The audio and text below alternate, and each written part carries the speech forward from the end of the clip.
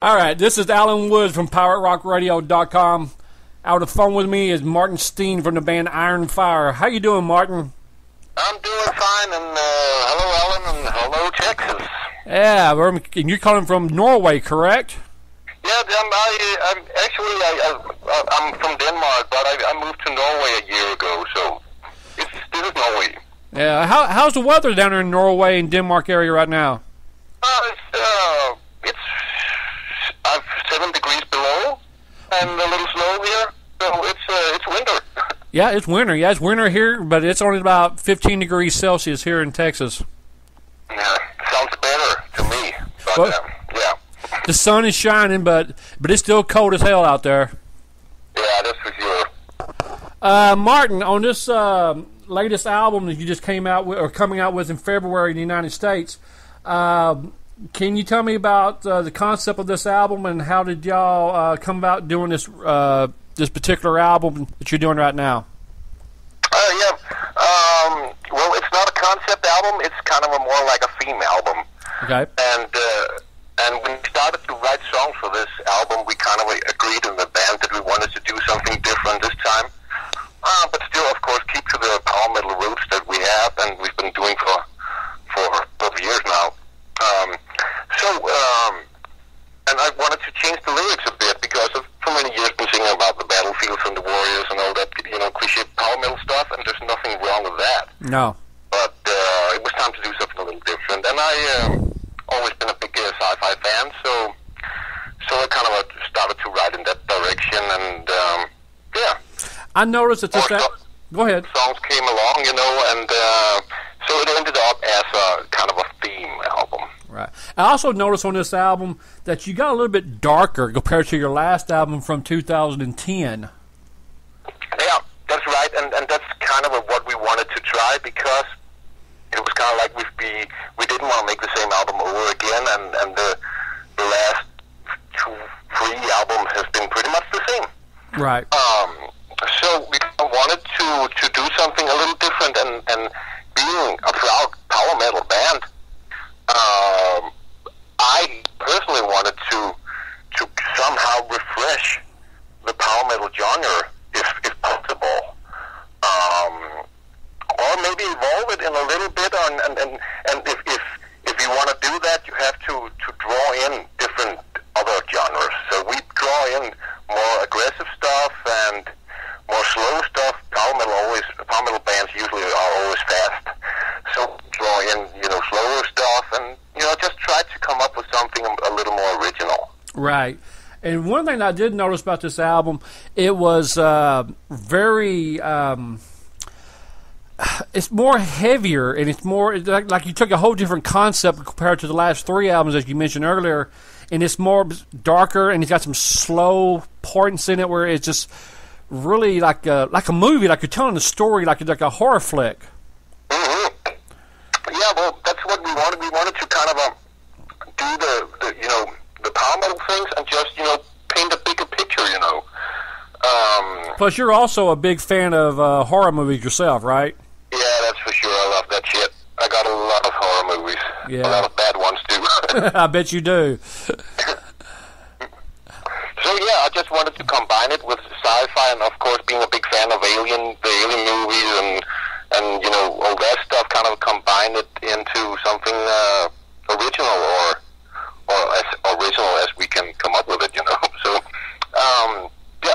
But it's very different. I mean, it's not. I mean, I ain't gonna say that it's different from what you've done in the past, but it's more. You can tell that you went into a different direction, but you still get the same sound of Iron Fire you have over the last 10, 12 years that you've been together. Yeah, that was kind of the point, because you're kind of walking on a thin line there, because you can't change too much. Then you kind of all your old fans who kind of think it sucks. Yeah. So and the record company too. So you kind of you have to renew yourself and still have the classical sound of your band that people love you for. So and that's why it took 2 years to write those songs. Yeah, I noticed it took y'all a little longer. One of the questions I was always curious to ask you, if I had a chance to ask you over the last couple of years, the artwork on your albums from the very first one to this one is very different. Who does y'all artwork for the CD covers? Well, it's been in different people over the years. With the last 3-4 albums, it's been Philip who also did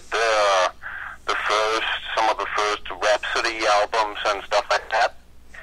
And but with this new album, we wanted to also change the cover artist, because it's a new direction. So this is a guy called Pa Olsson from Sweden.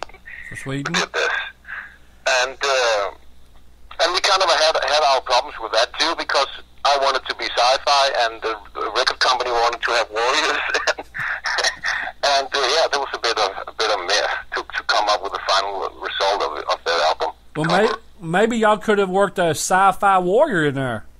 Yeah, I mean, there is a warrior on it, and yeah.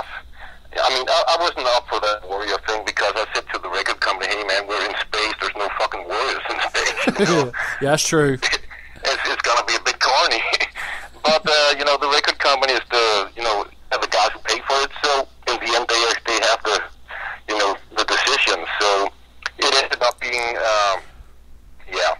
a mix between it, I guess, and, yeah. Well, I like it. I mean, I've liked every one of your covers. Matter of fact, when I first heard about y'all back in 2000, when y'all first debuted, I'm an old metal school, and I the first CDs that I see, like the old Iron Maiden CD, when you saw Ed on the cover, I had to buy that album. And when I saw your first album or your CD back in 2000 on Thunderstorm, I said, this is going to be a kick-ass album, and it's going to be a kick-ass band. And I said, this album's got to rock. And I turned it into my car, put the CD in there, and I was hooked on Iron Fire 12 years ago. That's cool, man. It has to do with the image. We always kind of we wanted to have those kind of painting colors, like, Manowar and stuff like that, because kind of that was the music that inspired us to do our music. And kind of keeping that, what do you call it, true metal feeling, or whatever you want to call it. And that's what we have been doing all the years. And with this new one, we just wanted to move it a bit further and still have, the following. So. Well, that's good, because we, as we talked earlier before the interview, that between Europe and United States, that United States is very trendy about their music styles, and over there compared to Europe, the metal is still rocking hard. And I was wondering if you ever had a chance to tour over here in America yet. No.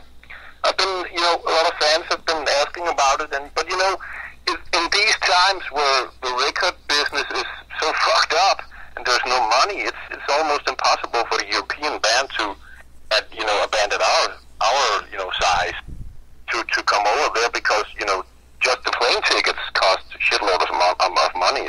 Yeah, that's very true. So hopefully within the next couple of years we will be be at some festivals or something like that in the States. I hope so. Well, I hope so too. During the summertime, that's when most of the festivals happen, like in May to September. Yeah, actually, I've been in contact with several, and they didn't have the money right now to bring us over there, but they hope to do that in the near future. So hopefully that will happen within the next couple of years. I hope so. Another question about festivals and touring over there in Europe. What's the power metal, heavy metal fans like compared to other parts of the world that you've toured other than Europe itself? Well, we actually never been out of Europe, so I really can't answer that one. But of course, going down to Germany, which is a really big country for heavy metal, that's something special, that's for sure. Germany has about 20 festivals every summer. Yeah, it's crazy down there. Yeah. And of course, not to forget the biggest one in the world, Wacken Festival. Oh yeah, Wacken's cool. I've got a couple of their DVDs. But to get on those festivals,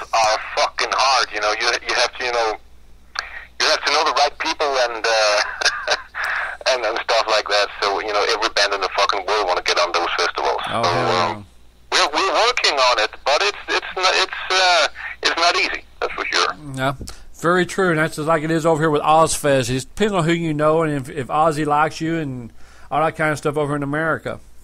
Yeah. I know you're on some short time here too. You got other interviews that you got to do, and I want to ask you, how can your fans across the world get a hold of you and to get a hold of your music and your merchandise? Of course, if you want to get the album, you could go to the napalmrecords.com, I guess, and get the album there. And I think the album will also be at Amazon and all those places where you can buy everything. iTunes and Napster. And we'll be launching a new official web shop soon where you can buy merchandise for Iron Fire. So it's and of course you can hook up to Facebook or whatever, MySpace or whatever you want. Find us there and keep up with what's going on. And y'all ship internationally, correct? Yeah, I'll ship it from my home, man. Oh, all the way from Norway over here to the United States to Texas, huh? Yeah, it's not going to be cheap, that's for sure. Well, I'll pay the extra postage, all right?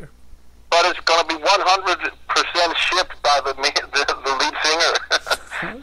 That's cool. Other than your website, which is ironfire.de, right? DK, I think, for Denmark. Is it Denmark? Oh, DK, yes, that's what it is. I'm looking at it right now. So it's ironfire.dk for Denmark. Yeah. Okay, that's cool. And there will be a lot of links and to Facebook and MySpace and all that shit. Oh, that's good. Is there anything else that you want to touch base on before you and I have to shut it off? No, just want to, of course, say thanks to the fans over there. I don't know how many there is, but hopefully it's growing, and always nice to promote a little in the States. Yeah, and also before I let you go, touring wise, I know it's winter time and getting ready to be spring. What are y'all going to be doing about this new album? Y'all going to be touring it? Y'all going to be doing it on the road anytime soon? I mean, it's in the works, but right now it's going to be spot shows. We're having a release party concert in Copenhagen at this Saturday, and then the week after it will be here in Norway. Cool. So that's the two shows that we're down with now, and then we're going to go to the Czech Republic in April to play a festival there.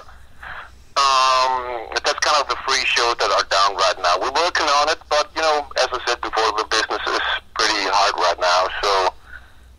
But we hooked up with a new manager and stuff like that. So we're definitely working on that stuff. Okay, well, since you brought that up, I want to ask you one more quick question about. You said you never been out of Europe earlier.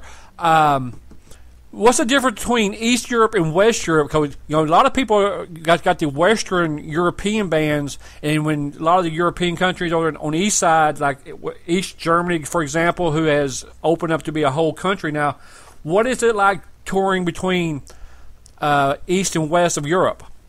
Is it the metal fans wise? How are y'all come across? Well, I remember back when we did the tour with Primal Fear and Udo a couple of years back, and we went. I can't remember the town, but it was some weird part of Germany, and I was kind of we were opening up and we were doing our thing, and I was kind of trying to cheer up the fans or the crowd and right. sing along and stuff like that, and they were kind of just standing like statues.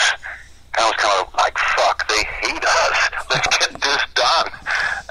And after the show, they told me that, they don't understand any English at all. Oh, okay. So you have to be in German or Russian.